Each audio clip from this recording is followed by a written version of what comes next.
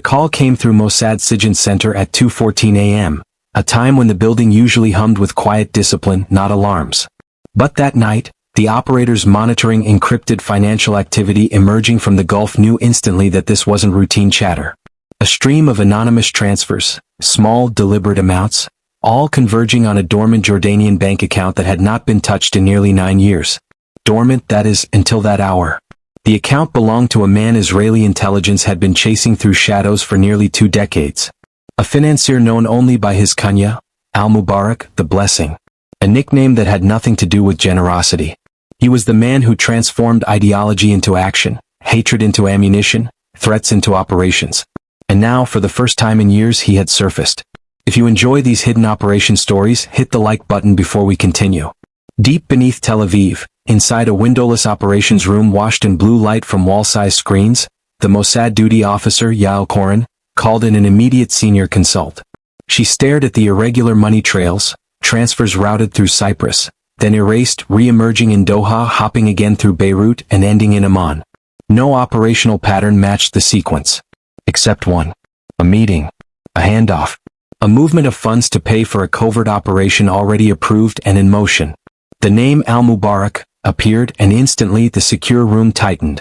This was the ghost banker for multiple factions, Hamas, PIJAQ networks, but never formally tied to any of them. He was the shadow behind the shadows. No real-time images existed of him since 1999. No verified voice recordings. No fingerprints. No border stamps. He moved like mist between jurisdictions, always leveraging intermediaries who never realized what they were part of. Mossad had failed to intercept him 7 times. Cairo, Bucharest, Istanbul, Muscat, Tangier, Hamburg, and a final near capture in Athens when he slipped through a hotel service tunnel seconds before a capture team reached his door. He embarrassed agencies that usually embarrassed others. And now he had chosen Amman, a city where Mossad had once nearly sparked a diplomatic meltdown. The memory of the botched assassination attempt there still haunted the organization's veterans, a reminder that Jordan was not a playground, was a minefield. The room's heavy door opened and Director of Operations Eli Barak entered, flanked by his deputy and 2 analysts. He stood in silence, reading the transaction logs. His face didn't move. Then, "What's happening in Amman this week?" One analyst pulled up the city's diplomatic and civilian event list. Conferences, business summits, training delegations, state visits. Then her cursor stopped. "A wedding," she said. "A large one. High security. Several Gulf elites attending. Business syndicates, political patrons, old tribal families." Barak leaned closer. "Whose wedding?" "Daughter of a Jordanian industrial magnate. His factories span Syria, Iraq, and the Gulf." "Who will attend?" "Half the people Al-Mubarak used to finance," she replied quietly. "If he's anywhere, he's there." Barak nodded once. "Prepare the team. We're going in." And with that understated sentence, an operation that would thread through the heart of Amman, through music, dancing, laughter, and dazzling chandeliers, began to form. 3 days later, as dusk painted the horizon in a soft desert gold, a Mossad insertion team crossed into Jordan carrying false passports crafted to withstand any scrutiny. They moved under covers ranging from EU businessmen to Levantine cousins returning for a family wedding. Their luggage bore nothing suspicious. Tailored suits, polished shoes, ornate wedding envelopes filled with convincing fake cash gifts, and tiny cameras embedded in tie pins, cufflinks, and hair clips. Tradecraft dressed in elegance. Their objective wasn't to eliminate the financier, not yet. This wasn't Paris or Beirut or Dubai. This was Amman. Here, an assassination would ignite crisis. The mission was to track, identify, and map his network. A long game. One that required patience, silence, and perfect assimilation. Agent Reuven, posing as a distant cousin of the bride's mother's family line, entered first. He carried decades of experience blending into Arab social environments, fluent in dialects, mannerisms, cultural nuances. He approached the security checkpoint with an easy smile, greeting the guards in accented Levantine Arabic, complaining about traffic, complimenting their professionalism. Nothing about him triggered suspicion. He entered the wedding hall with the grace of a man who belonged. Behind him, Agent Noura, known for her mastery of psychological reading, arrived posing as a guest from Abu Dhabi. She wore a subtle diamond necklace containing a microtransmitter that would relay live video to an RV stationed across the boulevard. Her cover was supported by real business correspondences, phone numbers that rang into Mossad-run switchboards, and digital histories that appeared authentic under any scan. Finally, Agent Adam arrived in a chauffeur-driven car as an Saudi investor's assistant. He wasn't meant to talk, just observe. Amman weddings were not private ceremonies. They were theater. A place where alliances were cemented, secrets whispered between dances, fortunes exchanged with a handshake. And this particular wedding, held in one of the capital's most prestigious hotels overlooking the lights of Abdown, offered social camouflage on a grand scale. Inside the grand ballroom, crystal chandeliers poured white fire across the guests. The air hummed with celebratory chaos, men greeting each other with warm embraces, women laughing beneath embroidered veils, musicians sending waves of percussion rippling through the hall. The scent of oud burned softly in corners, mingling with the sharp aroma of freshly brewed cardamom coffee. Reuven scanned the room. Hundreds of people. All potential covers. All potential shields for the target. He knew Al-Mubarak wouldn't appear as himself. He would be wearing another man's skin. Someone else's identity. Someone else's background. But money men carried a certain aura, a calculated stillness. They watched the celebration rather than participated in it. They evaluated faces like assets. They moved only when necessary. He moved through the ballroom with a warm smile but sharp eyes, recording subtle social hierarchies. Who commanded respect? Who commanded fear? Who acted like they didn't want to be noticed? Noura drifted among the women's sections, where conversations flowed more freely and truths slipped more easily. She scanned faces carefully, letting her microcamera sweep across the room in slow movements disguised as admiration of decor. The operations center received the footage instantly, mapping heat signatures, movement patterns, and social clusters. Then something unexpected happened. In a quiet corner of the ballroom, 3 men in expensive suits performed a gesture too deliberate to be casual. A silent exchange of nods, then a discreet handoff of a small object wrapped in gold foil. To the untrained eye, it looked like a simple wedding favor.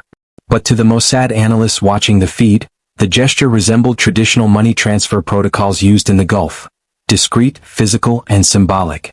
The kind used only when trust was absolute. Barak's voice crackled through the comms. Tag them. Don't approach. Follow ripple behavior. Ripple behavior. Tracking how the movements of 3 individuals influence the behavior of others. You don't find the big fish by staring at it. You watch the water around it. Seconds later, a 4th man entered the frame. Not flashy. Not timid. Just measured. He picked up a glass of juice, nodded politely at a passing couple, and moved with the calm of a man who knew no one here could touch him. No match, said the face recognition analyst. He's not in any global database. Which is exactly why he might be ours, Barak replied. The man's suit was local Jordanian tailoring, but the stitching near the wrists was custom, Lebanese style. His shoes were Italian, polished professionally. His posture carried the confidence of someone who grew accustomed to distance and control. The kind of posture someone develops after years of handling other people's money with dangerous implications. Reuven moved toward him, acting as if searching for someone else. He sidestepped near the man, close enough to analyze his scent, his gestures. A faint trace of agarwood oil, Gulf origin. Fingertips slightly stained, ink perhaps. Not laborer's ink. Banker's ink. Ledger ink. The man wasn't celebrating. He was observing. Calculating. Before Mossad could confirm the suspicion, the ballroom's atmosphere changed. A groom's uncle announced that a private meeting room had been opened for special guests. A phrase that didn't appear anywhere in the guest schedule Mossad had intercepted. 2 of the previously suspicious men stood and began walking toward the back hallway. Then the calm man followed. Reuven exhaled. We've got movement. I am trailing. Noura repositioned herself. Adam blocked an angle to force the target into predictable motion patterns. The analysts coordinated silently as the suspects entered a corridor filled with framed photographs of the hotel's past dignitary visitors. The team watched on hidden cameras as the men entered a gold-trimmed door. Inside was Majlis Room 3, a lounge reserved only for VIP delegates. Reuven approached slowly, pretending to check his phone. Through his micro-earpiece, analysts fed him intel. Thermal shows 4 people inside, 1 whispered, 1 seated, 3 standing. Conversation energy high. Can we hear them? Barak asked. We're trying. Meanwhile, the Majlis door opened briefly as a waiter emerged. Reuven caught a glimpse inside. The man with the calm posture was seated at the center of the room. The other three hovered around him as if awaiting decisions. A man whose kings sat while generals stood. Reuven's pulse quickened. That's him. I'm certain. And then, suddenly, something unexpected occurred. The seated man reached into his pocket and pulled out a phone. An old Nokia. No internet. No GPS. No spyware. A phone chosen specifically to kill any form of tracking. He dialed a number. And all Mossad could do was listen to Reuven whisper. He's calling someone, and he's smiling. The smile on the man's face was subtle, the kind that revealed nothing except confidence. Confidence that came from control, from leverage, from knowing that every move had already been calculated long before stepping into that room. He spoke quietly into the phone, his voice low enough that even the waiter passing by paused slightly, unsure whether he had heard anything at all. Reuven drifted closer, pretending to scroll through messages, angling the hidden mic in his lapel just enough to catch fragments. But the man spoke with the caution of someone who lived his life expecting surveillance. Too vague, too coded, too patient. Noura's voice cracked through the comms. We can't get any audio. He's too controlled. Barak didn't respond immediately. He watched the screen with the intensity of a man who had waited years for an opening like this. The calm man in the Majlis room ended his call and handed the phone off to one of his subordinates. The subordinate placed it inside a gift bag containing chocolates. No electronics. No tracking. Just a simple wedding gift, now containing a device that could disappear into a sea of identical bags. Reuven whispered, he's dispersing communication nodes. Classic. Noura, meanwhile, noticed something odd near the women's area. A young woman, not dressed like a guest, moved with professional intent. She wore a simple black dress, no jewelry, hair tied in a clean bun. She carried a small handbag, but her body language was too alert, too controlled. Not here for a wedding. Not here for the music. She scanned the crowd with methodical discipline. Unmarked security? Adam asked. No, Noura replied. She's scanning outward. Not inward. She's spotting watchers, not threats. Barak's voice dropped. Counter-surveillance. A wave of silence washed over the operations team. It meant one thing. The financier wasn't just confident, he was protected. Protected by someone who had learned the trade, someone who understood Mossad tactics, someone who ensured he remained invisible even in a room filled with cameras, guests, and unpredictable variables. Reuven murmured, if they detect me, the whole mission collapses. You're clean, Barak said. Just stay wide. But the woman in black didn't need to find agents. She needed only to detect anomalies, patterns that didn't fit the rhythm of a wedding. She looked toward the hallway where Reuven stood and paused, just long enough for his pulse to spike. Then she continued. Reuven exhaled slowly. We need a diversion. At that moment, the groom's uncle stepped into the ballroom again. He raised his hands and announced that the Zaffa, the traditional musical procession, was about to begin. Drums thundered. Singers gathered. Guests flooded toward the main entrance to watch. The ballroom pulsed with excitement as the bride and groom prepared to make their dramatic entrance. Movement, noise, chaos. Perfect cover. Noura whispered, I'm heading toward the Majlis hallway during the procession. Too many eyes there now. Adam moved in sync, adjusting his route to block any line of sight from the counter-surveillance woman. The team had only seconds before the ballroom emptied enough to expose them again. In the operations van, analysts filtered through heat maps of the hallway. Still 4 inside the Majlis. No movement yet. Barak leaned over the technician monitoring encrypted cellular traffic. Anything unusual? Yes, the technician said slowly. We're seeing a burst of coordinated prepaid SIM activation in a 2-block radius. 15 unique activations in the last 60 seconds. That's a network pulse, Barak concluded. He's signaling. But signaling for what? Inside the Majlis, the calm man, the target, stood up. One of his subordinates opened a leather case. He placed something inside the man's hand.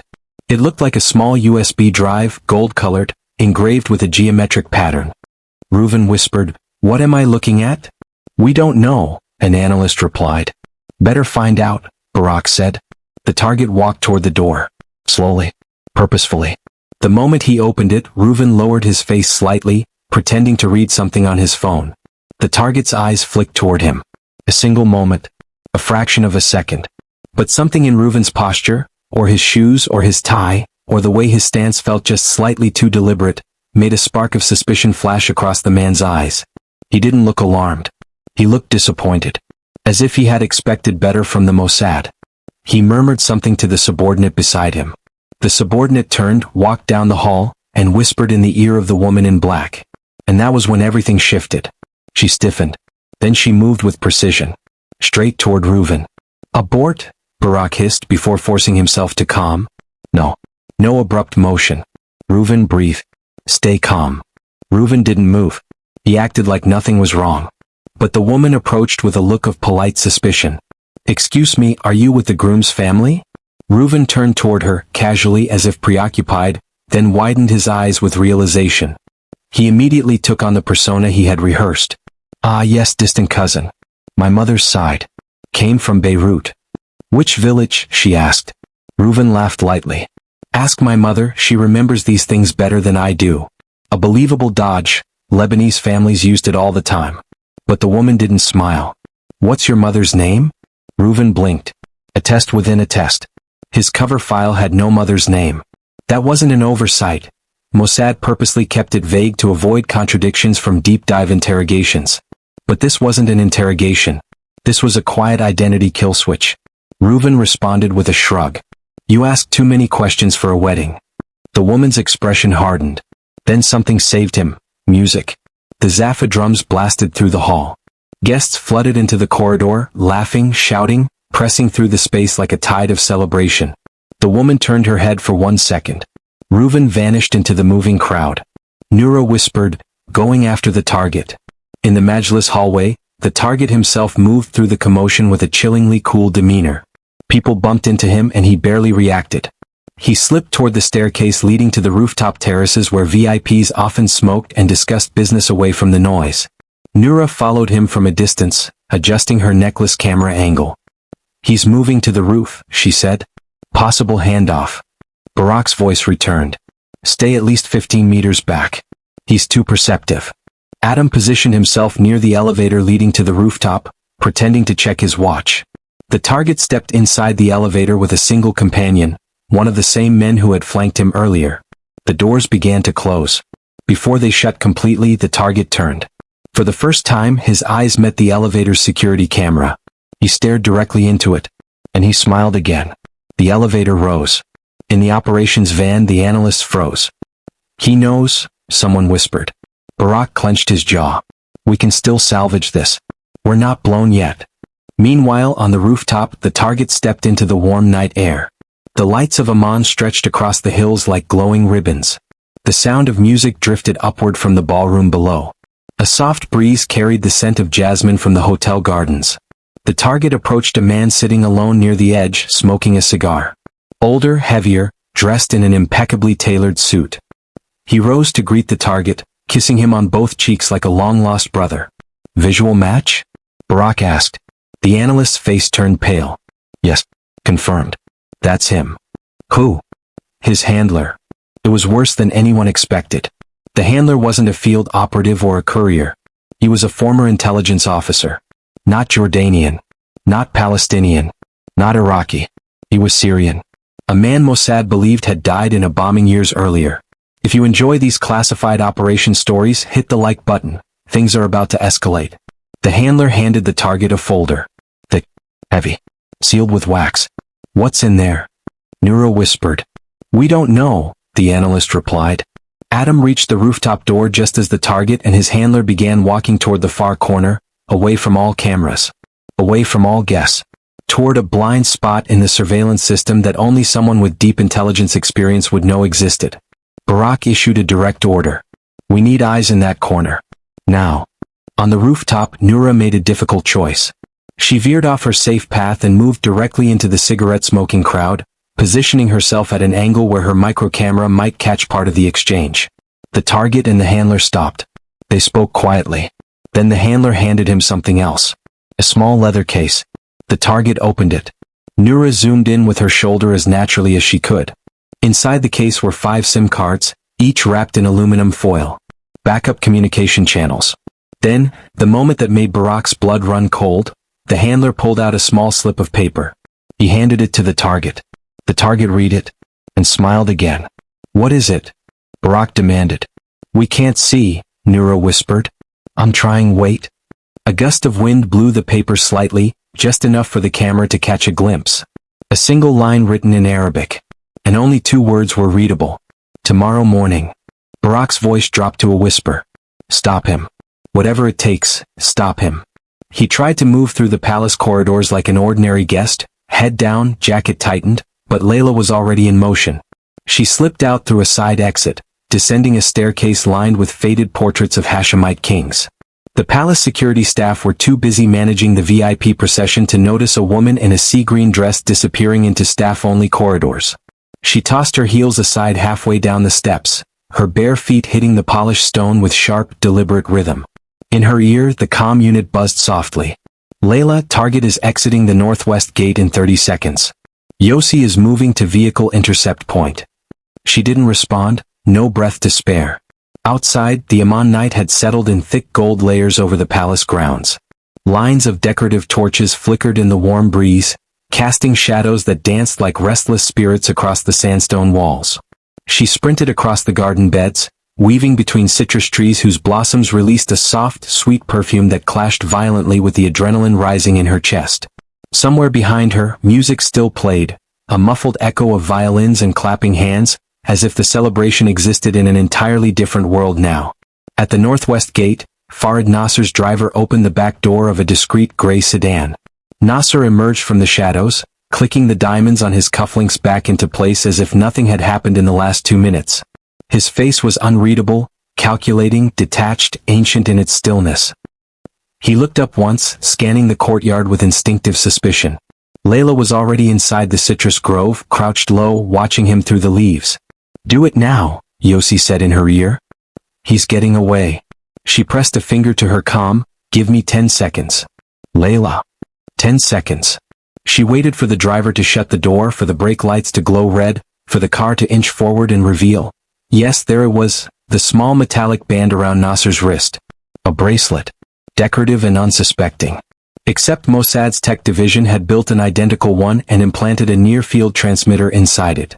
Layla had been carrying that transmitter for 4 hours inside a small velvet pouch. The plan had been for Jonathan to get close enough to switch them when he greeted Nasser. But Jonathan had vanished. Now everything relied on her. She stepped out from the shadows. 1 heartbeat. 2. The sedan's headlights swept across her, illuminating the sheen of sweat on her collarbone and the stray hair stuck to her cheek. She walked directly toward the car, her dress trailing in the grass like a wave of jade. The driver froze. Nasser looked up sharply. She gave a slightly embarrassed laugh and waved the velvet pouch in the air like a woman who had simply lost her jewelry. Mr. Nasser. I think this fell from your pocket inside. His eyes flickered dangerously. She approached with the casual elegance of someone raised among diplomats, not spies. She leaned into the open door, extending her hand delicately. For half a second, no more, Nasser accepted the pouch, opened it, saw the bracelet and gave her a curt nod. You have sharp eyes, he said.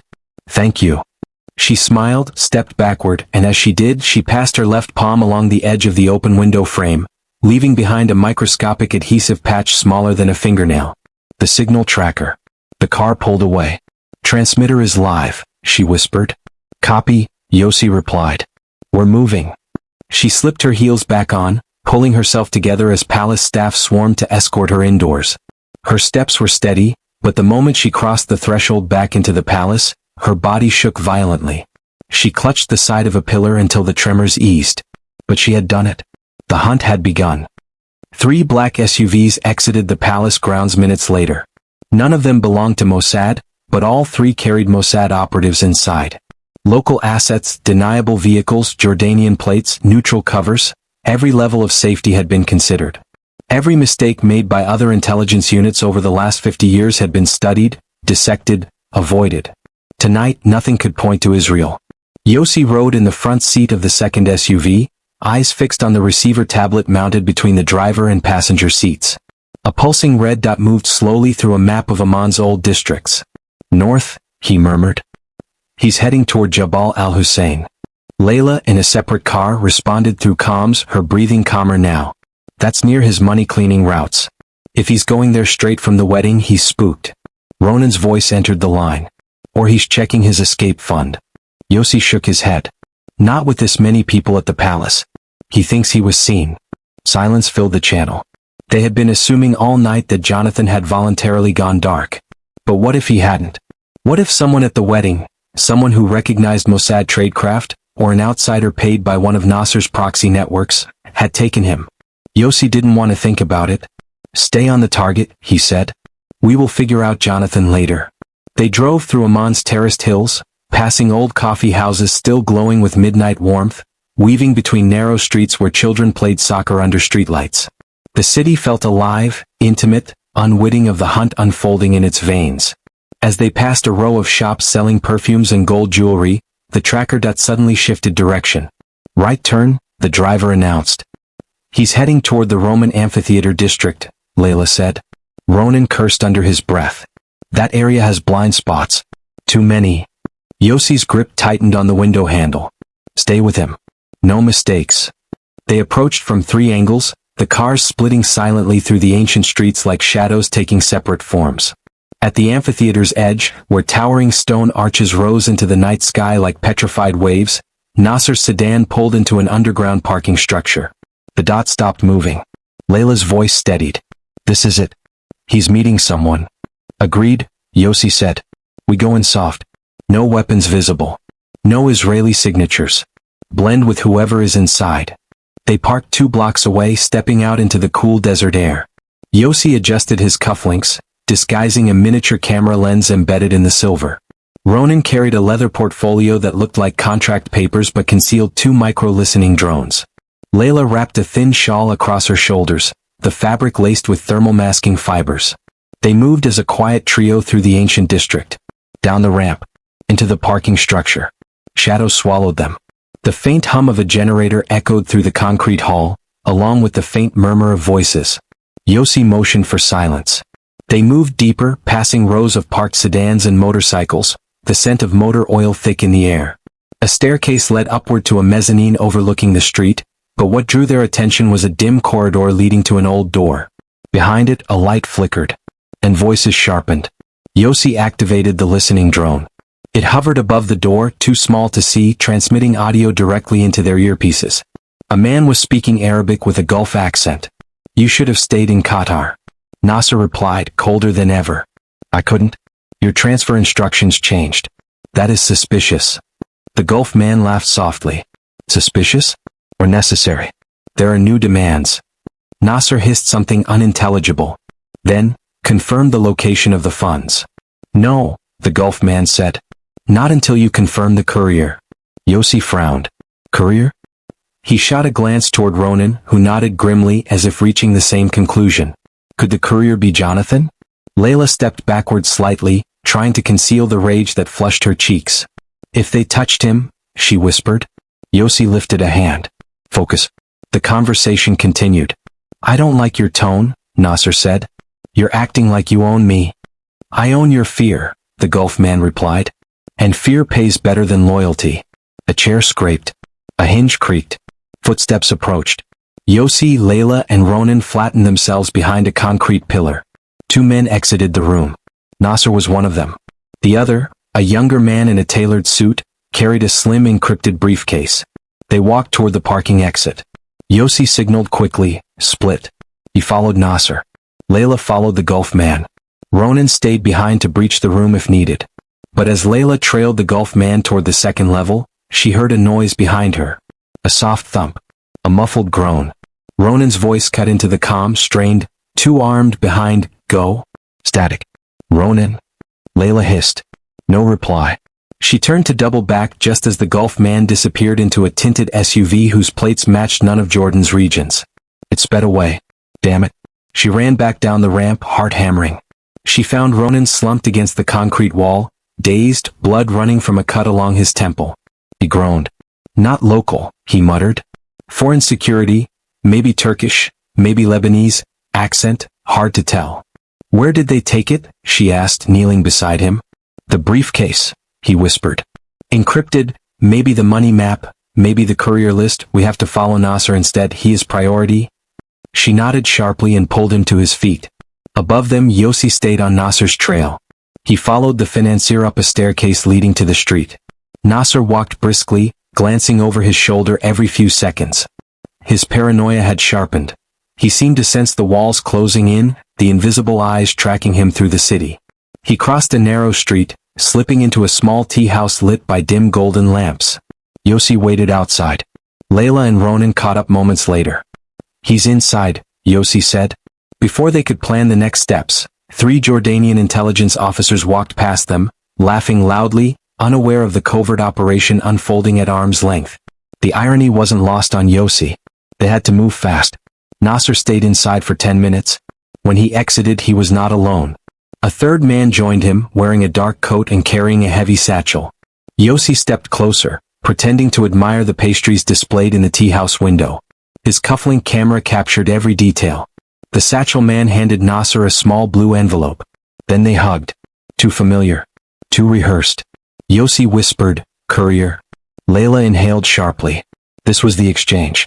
The envelope was either a list, a password, or a location. Something critical to the financial pipeline that fed a dozen militant groups across the Middle East. They needed that envelope. But they needed Nasser alive long enough to expose the entire money network. He walked briskly toward a waiting taxi. Yossi gave the order. "Follow, no contact." The taxi sped through Amman's labyrinthine downtown, weaving through the traffic like a silver fish darting between coral. They followed in 2 staggered cars, maintaining perfect civilian distance. When Nasser exited the taxi at the edge of Jabal al-Wabday, a neighborhood of art galleries and cafe lights, they knew he was choosing a safe place to lose any followers. A place with crowds. With noise. With exits. The perfect place for a man with secrets. Yossi whispered, "Everyone on foot." They left the cars and moved through the winding streets. Nasser walked with the confidence of someone who understood human blind spots. He used reflections in shop windows, sudden shifts in direction, and casual mingling with groups to test for tails. But Mossad operatives were trained for this. Yossi matched each pivot, each pause, each angle of approach. Nasser entered a narrow street lined with murals and small bookstores. A dead end. Or so it looked. Yossi gestured for the team to keep distance. Nasser stepped into a tiny shop selling calligraphy paper and fountain pens. The windows were hazed with dust. This was it. His drop point. Yossi approached quietly. Inside, Nasser spoke softly to the shopkeeper. The man nodded and slid open a drawer beneath the counter. Nasser placed the blue envelope inside. The drawer closed. Nasser turned. Right into Yossi's path. They locked eyes for a single frozen moment. Nasser's expression changed, not to fear but recognition. "You," he whispered. Yossi didn't blink. "Me." Nasser moved first. He knocked over a display rack, sending pens scattering across the floor. He shoved the shopkeeper aside and dove through a narrow back hallway. Yossi jumped over the fallen rack and chased him. Behind him, Layla and Ronan entered the shop. "Drawer!" Yossi shouted. Layla vaulted over the counter, ripping it open. Empty. Her heart crashed into her ribs. "He already switched it," she yelled. He dropped a decoy. Ronan scanned the ground. "Find the real courier." A crash echoed from the back. Yossi was in full pursuit. He burst into an alley smelling of roasted coffee and dust. Nasser sprinted ahead, his coat billowing like a shadow detached from its owner. The Financier darted between dumpsters and clotheslines, using the tangled architecture of old Amman to his advantage. But Yossi was faster. He grabbed the back of Nasser's coat. Nasser twisted free. He leaped onto a metal staircase. Yossi followed. They landed on a rooftop. Amman stretched around them, golden domes, ancient stone, and the distant glow of the citadel. Cars honked far below. This rooftop belonged to another century, untouched by modernity. Nasser turned, chest heaving. "I knew someone followed me at the palace," he gasped. "I saw her. The woman." Yossi stepped closer. "You killed Jonathan?" Nasser blinked, confused. "Killed?" he said. "No. Your man vanished because he wasn't looking for me.